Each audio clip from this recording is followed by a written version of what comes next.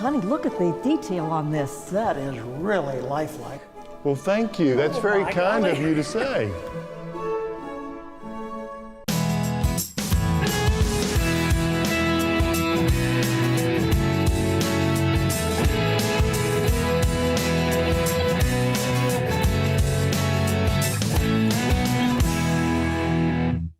Crystal Bridges may sound like the name of a 70s rock album, but I tell you, it's a lot cooler than that. Nestled in the heart of Northwest Arkansas, Crystal Bridges is a monument to American art. Aside from the museum, which permanently houses a collection spanning 5 centuries, there's also a library, art studio, gathering hall, restaurant, and 3.5 miles of trails that wind the grounds, giving access to the beautiful Ozark landscape. I have to tell you, one of the most extraordinary aspects of the Crystal Bridges Museum experience is the architecture.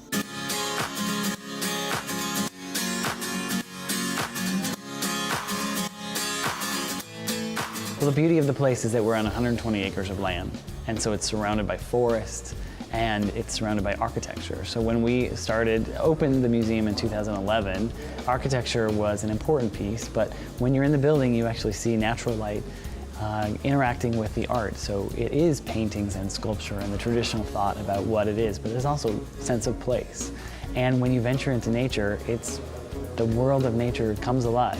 Designed by internationally renowned architect Moshe Safdie, the museum sits in a natural ravine, integrating 2 spring-fed ponds that are spanned by 2 signature bridge-like structures, hence the name Crystal Bridges. As you move through the complex, you'll find that it flows from inwardly focused spaces, serving as galleries and classrooms, to other areas where there are dramatic openings and views to the surrounding landscape. No detail was spared in construction, all the way down to the curvatures of the roof lines of the buildings, which emulate the surrounding hillsides.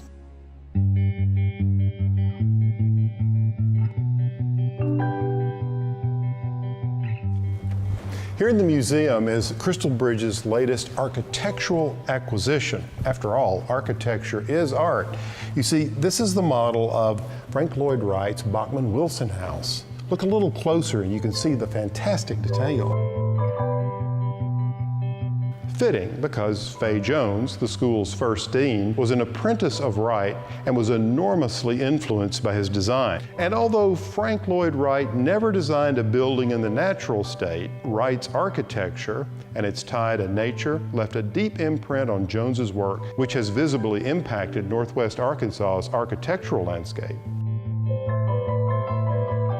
As a joint project with the University of Arkansas Library's Special Collection, moving the Bachman Wilson house from New Jersey to Arkansas presented quite the challenge, in which Crystal Bridges welcomed with open arms.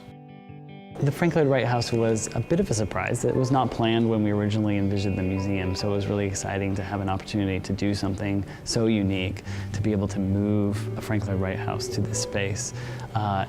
Not also exciting, but challenging. So the thrilling piece about it is to actually create that triumvirate of art, nature, and architecture, and how do we think about architecture in this museum space, but also how do we continue that American experience through the eyes of an architect. So Frank Lloyd Wright was the best at connecting architecture and nature, and that fits perfectly with our goal at the museum.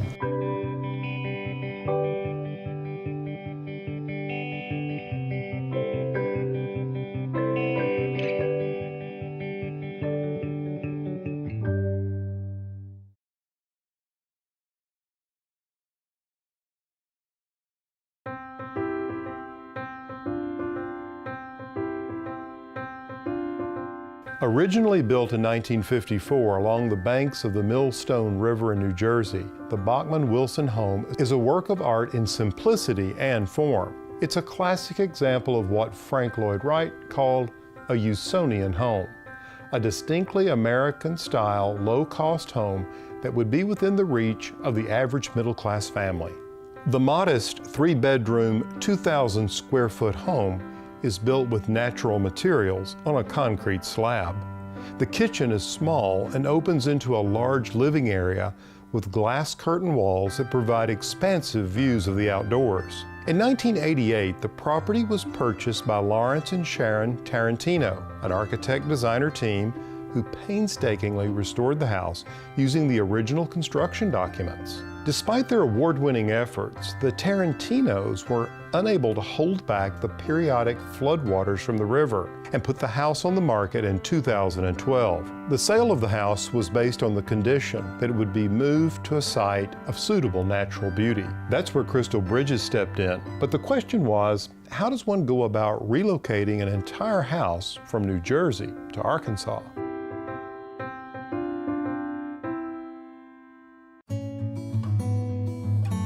When I first went up there and built, I went to the house originally, visited the architects that owned the house, and looking at the plans, we made a comment. We could build this easier from scratch, just from plans, than pulling the pieces apart, which is true, but not what Crystal Bridges wanted. They wanted the original building as much as possible. So obviously we could have built it from their drawings, built it faster, probably built it cheaper, and maybe even improvised and corrected some of the problems, but that's not what we wanted. Moving this was, this is the best way I could describe this as a big jigsaw puzzle. And, that's the challenge of it, is you have everything labeled and coordinated and all that stuff, but there are certain pieces that you can't cut. I mean, they have to be put back exactly the way they were.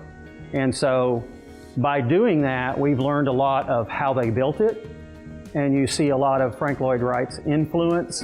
Tarantino's deconstructed it, and then they labeled it, and then they sent it all to us, and they sent us a catalog with everything, and basically it was broken down room by room, and then where every board went from top to bottom and in the sequence that it went. There were some pieces that had some rot and some damage that we had to repair and some different things like that.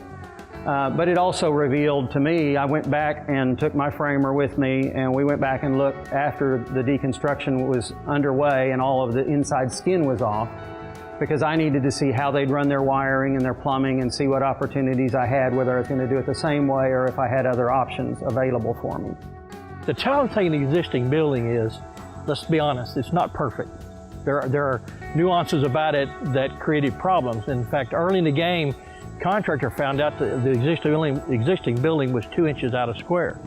Well, the first question she asked me is, do we want to build it back 2 inches out of square? I said, no, it's easier to build it back square than trying to copy all the imperfections. The whole point is, it's his work of art. Art is more than just paintings or sculptures. A lot of things in nature can be art. And this building is as much a part of American art in its shape as anything else that they got at Crystal Bridges. It would be the sculptures that are on the grounds or the paintings that are in the museum.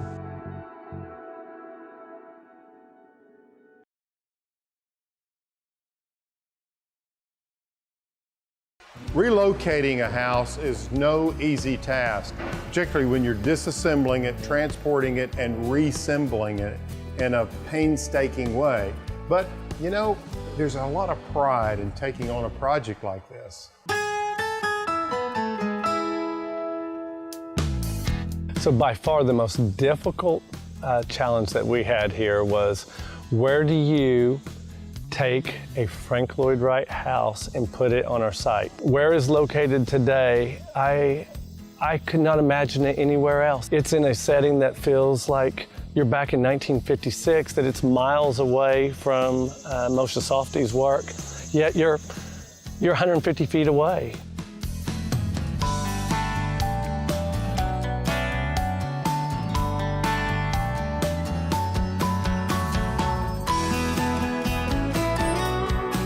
The builder went up to New Jersey while the house was being deconstructed, took a lot of pictures as things were exposed, gave him a better picture of what it's going to take to put it back together. And because let's be honest, when they built it in '54, there are certain things about it that we just couldn't do that way because the integrity of some of the walls, we felt like we're compromised. It makes you nervous. You don't want to miscut anything. And, it's a matter of keeping the integrity of it. Because, you want to be able to bring people in and say, these are the original doors, this is the original glass. One of the things that we had to do is we had to change the glass. Because the glass, that goes down to the floor and the windows and stuff like that, it wasn't tempered glass. We have one of the fins that's a structural fin was twisted 2 inches once they took it down.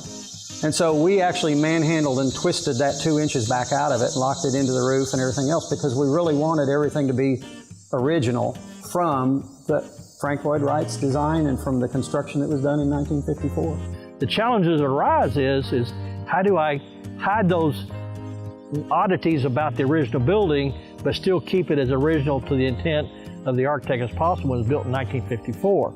That's understanding that building techniques in 54 are very different than they are in 2015. The wood, we've added a little threshold piece at the bottom of the wood because the wood initially sat right on the concrete, which caused the wood to deteriorate over a period of time. Well, we added a little small piece of metal. It makes the wood a little last longer. And you can tell from the original pieces how the wood can deteriorate on the edges, and we found lots of places in the original wood where it deteriorated so bad on the ends, had to saw it off and retool it. That's why we had to bring some new wood in, but a lot of it is still the original wood in the house. Some of it was neat to see how they put some stuff together. Some of the stuff that we would not do today, they toenailed a lot of stuff that we would, come up with a different way of attachment. Still yet, the integrity, it is still, the same doors that were there, the same piano hinges, the same hardware. I mean, to me, it's a weird kind of deja vu to see this house in New Jersey and then see it here now. And what I want people to see is the same thing that I saw in New Jersey. I mean, we've got the same furniture, we've got everything, and so it's really unique for me to walk in here and say, I looked at this before. And so, we've got, of course, a ton of pictures and everything like that, and we're looking at this, but that's what I want to see is the original, as much as we can make it look like the original house to every little detail that we can do. And for them to be able to see it the way that it was done in 54. Stay with us. Garden Style will be right back.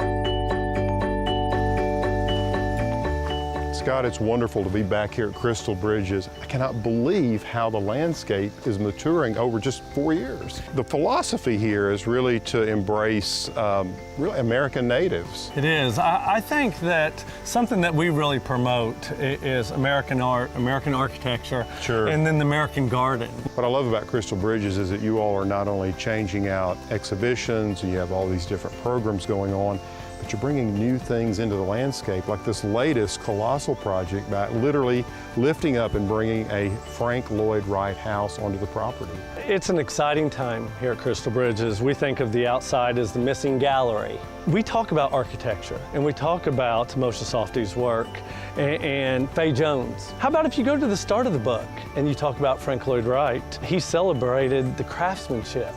There is no sheetrock, there's not any paint. Yeah. It's pure.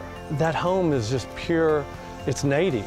It doesn't hide anything. So in that respect, it really does fit into this landscape. It honors the natural beauty. It does. Frank Loyd Wright talks a lot about where does architecture end and nature begin. The thing that is always challenging is how do you have a world-class landscape and a world-class architect, and how do they work together? And so we picked a place that was close, accessible, but it felt like it was intimate. It does feel natural, it does feel seamless. I think you'd be very pleased to see where this is. I was just going to ask, if Mr. Wright were to walk up, how do you think he'd feel? He appreciated nature, and nature appreciated his homes. And I think that he would be very pleased with this location.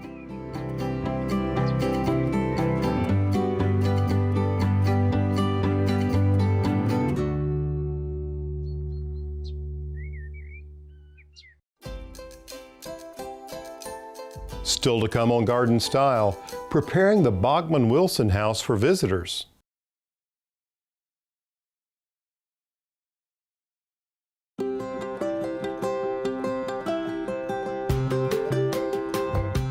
All the while, the landscape crew is working on getting the exterior finished. Carpenters on the inside are putting the final touches on the house itself. The engagement team is preparing for guests. Chief Engagement Officer Nikki Stewart explains how Crystal Bridges is connecting people with this most impressive piece of art.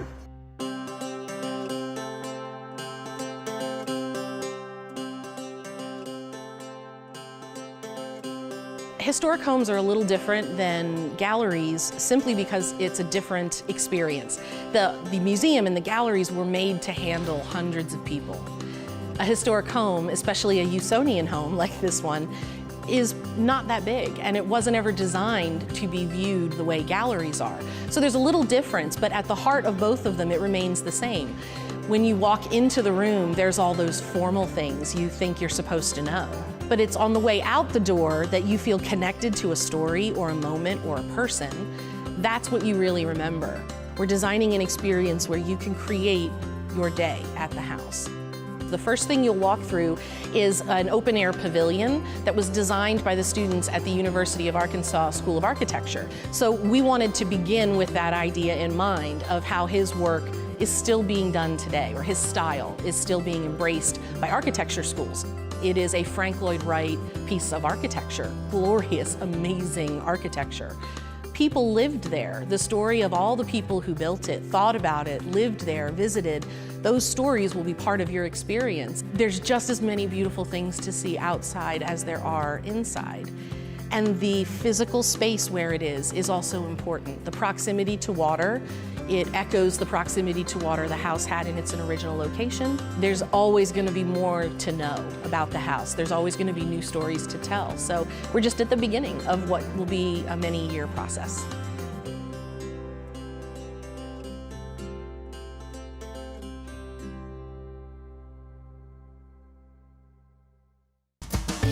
Want to learn more? Visit pallensmith.com for delicious recipes, garden tips, blog posts, and our online store.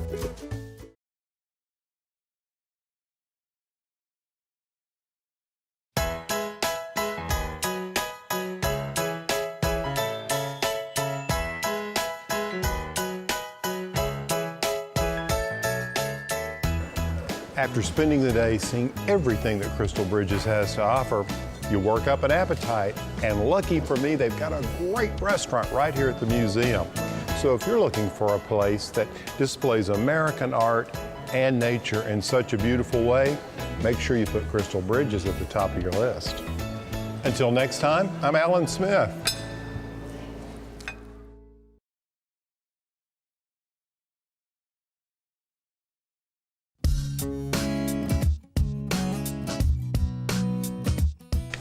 Rod, what a project! Good grief! This house, it's really extraordinary. We hope to open the house up to continuous experience. Sure, just like the museum. Yes, so we will focus on having the most accessible Frank Lloyd Wright house in the country. Oh, that's fantastic. Even though it's small. I totally see what you mean. It frames this gorgeous view of the forest. This is the kitchen.